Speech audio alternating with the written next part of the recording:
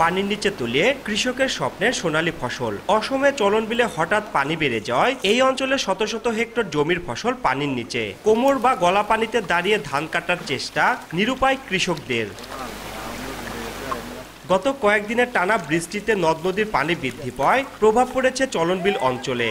এতে সিরাজগঞ্জের তারাস, উল্লাপাড়া ও শাহজাদপুরের শত শত হেক্টর জমির ফসল ক্ষতিগ্রস্ত হয়েছে।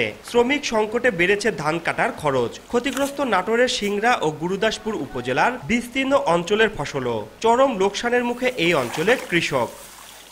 বিল অঞ্চলে যত জমি আছে অর্ধেক কাটা গেছে আর অর্ধেক ডুবে গেছে। হঠাৎ করে আকস্মিক বন্যা হয়, ব্যাপক ক্ষতি হয়েছে। আমরা ঋণ পান করে ধান গাড়ছিলাম, সেই ধান মনে করেন যে সব বন্যার পানি ডুবে গেছে। অনেক ধান তলায় আছে, কামলা পাইতেছে না, অর্ধেকের বেশি কামলারা নিয়ে নিতেছে। পরিবার নিয়ে চলাই কঠিন হয়ে গেছে। বা যে খরচা হয়েছে তার কিছুই হচ্ছে না, সব লস যাবে। আমাদের অবস্থা আমরা চলতে পারবো না। এখন আমাদের অনেক খরচা, বউ বাচ্চা নিয়ে আমরা চলতে পারবো না। সব ধান ডুবে পচে নষ্ট হয়ে যাচ্ছে।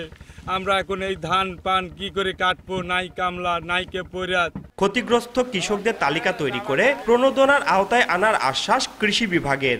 মাঠ পর্যায়ে উপকৃত কৃষি কর্মকর্তাদের সঙ্গে শুরু করে আমাদের সকলের ছুটি বাতিল করা হয়েছে এবং তারা সার্বক্ষণিক কৃষক ভাইদের পরামর্শ দিয়ে আসতেছে এবং উপজেলা প্রশাসনও সার্বিকভাবে সকল ধরনের সহায়তা দিয়ে আসতেছে যাতে বাকি ধানটুকু তারা নির্বিঘ্নে কর্তন করে। স্থানীয় কৃষকদের তথ্য মতে আকস্মিক বন্যায় চলনবিল অঞ্চলের তারাস ও শাহজাদপুরে ক্ষতিগ্রস্ত হয়েছে 113 হেক্টর জমির ফসল। রিঙ্কু কুন্ডু, সময় সংবাদ, সিরাজগঞ্জ।